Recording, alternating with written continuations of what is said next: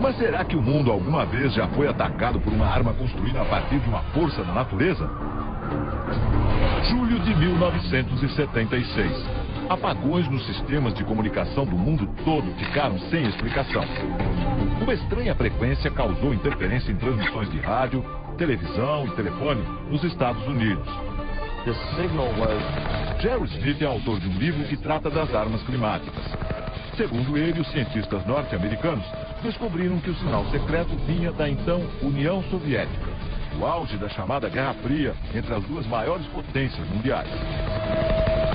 Fotos de satélite mostram um gigantesco radiotransmissor russo. Dele saíam ondas de extrema baixa frequência rumo à atmosfera sobre os Estados Unidos. O sinal continuou a ser detectado até 1989. Mas por quê? O transmissor soviético funcionava como um grande radar e servia para verificar se havia mísseis americanos a caminho do país.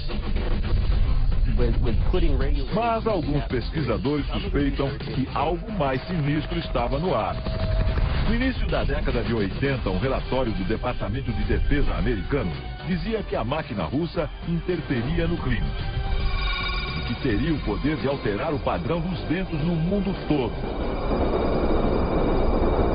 Será que o transmissor foi uma arma secreta entre União Soviética e Estados Unidos? O fato é que, nessa época, algo muito estranho aconteceu. De 1987 a 1992, o estado da Califórnia passou por uma das secas mais dramáticas da história. As lavouras secaram e o gado morreu. O preço dos alimentos subiu vertiginosamente e a população ficou aterrorizada. Os especialistas em clima disseram que a causa foram as altas temperaturas que impediram a entrada de umidade na região, um fenômeno fora do comum para a Califórnia. Normalmente, os ventos de grande altitude levam a umidade para a costa dos Estados Unidos. As setas indicam que os ventos sopram sempre para o leste. Durante a seca, os ventos mudaram subitamente de direção e se enfraqueceram. É claro que os soviéticos negaram tudo. Este professor de táticas militares diz que negar faz parte do jogo. Afinal, nenhum governo se sentiria confortável em admitir que deu início a uma guerra climática. Coincidência ou não, em 92 os Estados Unidos começaram a construir este enorme complexo de antenas no Alasca, como parte do projeto conhecido como HAARP. A sigla em inglês quer dizer Programa de Investigação de Aurora Ativa de Alta Frequência. Um nome sofisticado para um projeto que começou na Força Aérea e na Marinha americanas. O complexo reúne 180 antenas de 22 metros de altura. Juntas, elas podem apontar para qualquer alvo no céu e emitir milhões de watts de baixíssima frequência, formando uma trilha na atmosfera. Este militar americano diz que o projeto HAARP é usado apenas para fins de defesa. Mas uma outra teoria apareceu. A intensa energia jogada no céu pelo HAARP poderia ser um dos fatores do aquecimento global e das mudanças climáticas. O cientista Nick Bejic acusa o governo americano de sonegar informações e garante que as pesquisas do HAARP são utilizadas, sim, para provocar mudanças climáticas. Quando as ondas de baixa frequência atingem a camada mais alta da atmosfera, elas criam um espaço vazio e mudam a posição das áreas de umidade. O cientista simula o efeito do HAARP em laboratório. Ele produz uma nuvem dentro de um tubo. Embaixo da nuvem há um transmissor de ondas de baixa frequência extrema. Quando as ondas são emitidas, a nuvem se move para o alto do tubo e leva junto o vapor. HAARP é apenas um dos transmissores instalados no planeta. Há outros 20 centros de pesquisa semelhantes que funcionam em lugares secretos.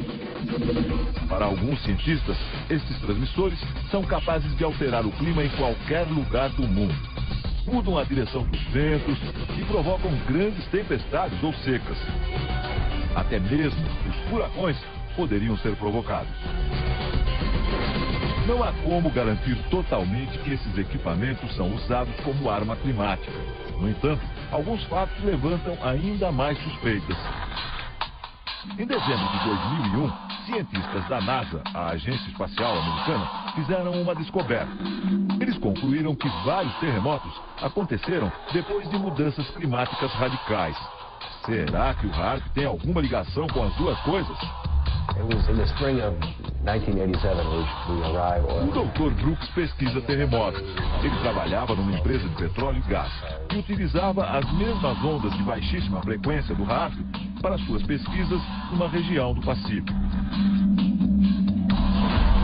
Sem querer, ele provocou um terremoto de cerca de 4,5 graus na escala Richter.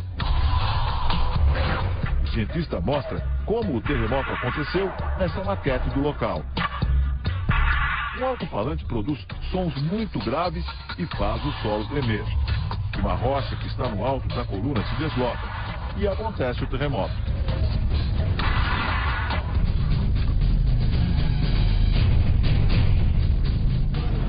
Várias teorias afirmam que o HAARP é responsável por terremotos em territórios inimigos dos Estados Unidos, como o Irã e o Afeganistão.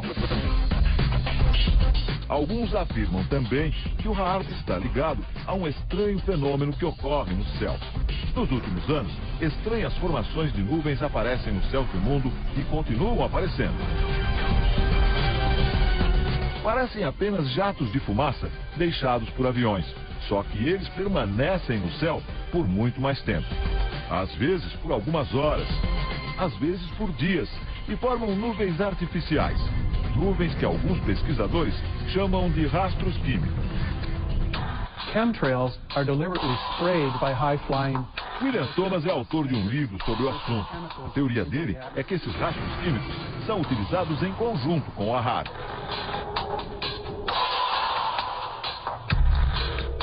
Segundo ele, os rastros químicos secam o ar, e o resultado de uma atmosfera sem umidade é o surgimento de secas.